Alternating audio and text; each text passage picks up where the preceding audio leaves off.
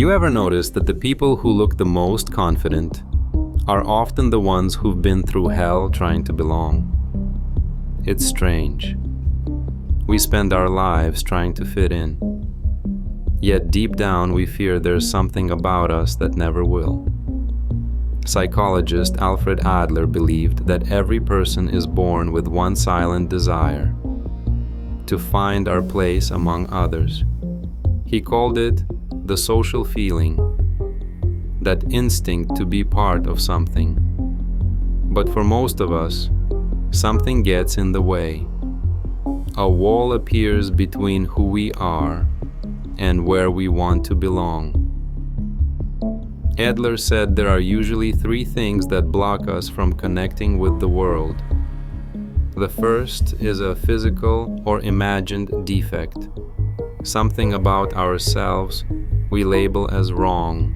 It might be a body issue, a speech problem, or just a feeling that we're not as beautiful, smart, or strong as everyone else. And here's the painful truth: it doesn't even have to be real. You can be perfectly fine and still spend your life comparing yourself to someone else's highlight reel. The second is authoritarian upbringing, growing up under control, when every decision, every thought, every failure is judged.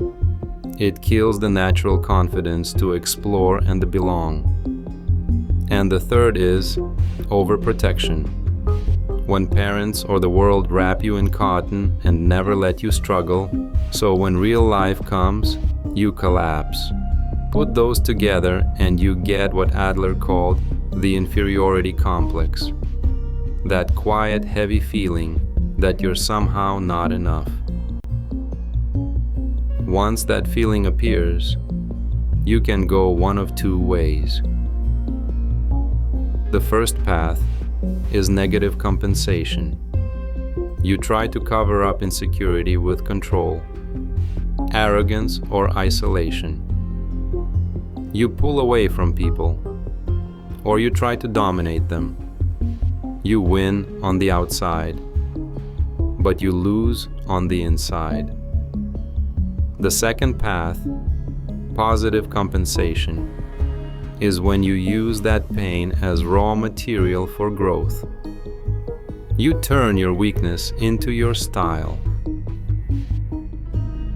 The world is full of perfect imperfection. Exemplars are everywhere, all around us. You don't need to go far. Let's take familiar voices. Emily Blunt once struggled with a childhood stutter. She has shared that speaking in accents and performing on stage helped her find fluency. Samuel L. Jackson also grew up with a stutter, severe enough that he sometimes stopped speaking.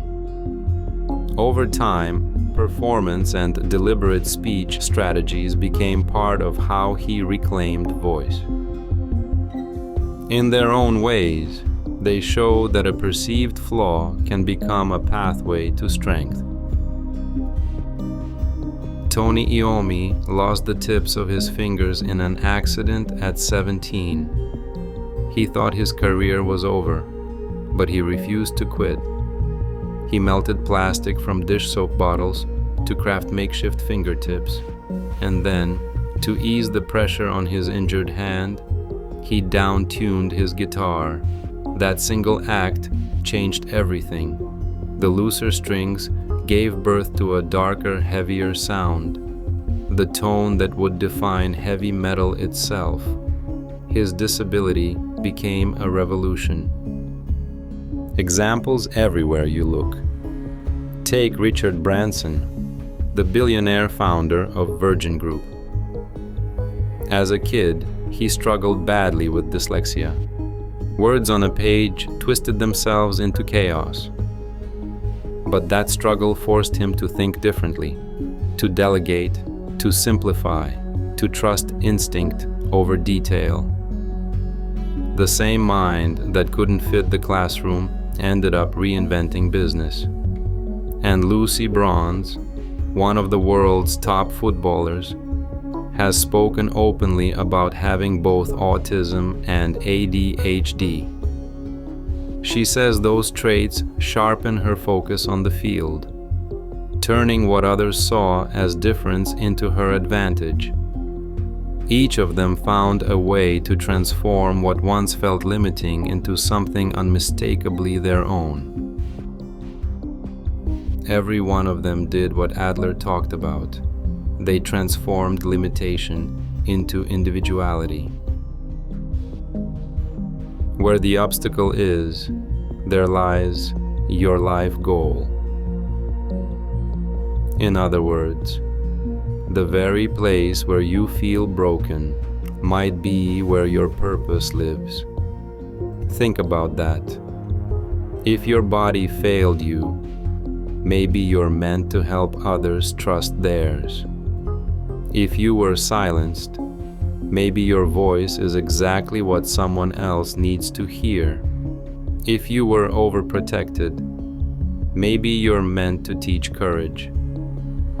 Pain isn't always an enemy. Sometimes it's the map. We find our place not by being flawless, but by contributing something honest, even if it's a little imperfect. It's not your wardrobe or your job. It's your pattern of becoming. Some people turn their scars into weapons. Others turn them into wings.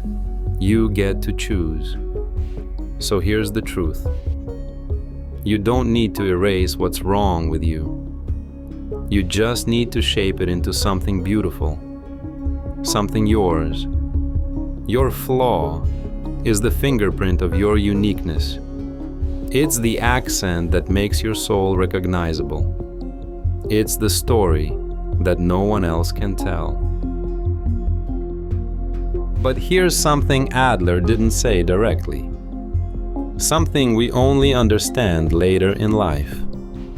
Your strength doesn't appear the moment your weakness disappears. It appears the moment you stop hiding it.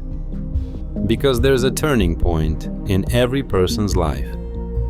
A moment where you finally realize that the thing you've been trying to hide, the wound, the insecurity, the flaw, is actually the one thing that makes you relatable, human, and unforgettable.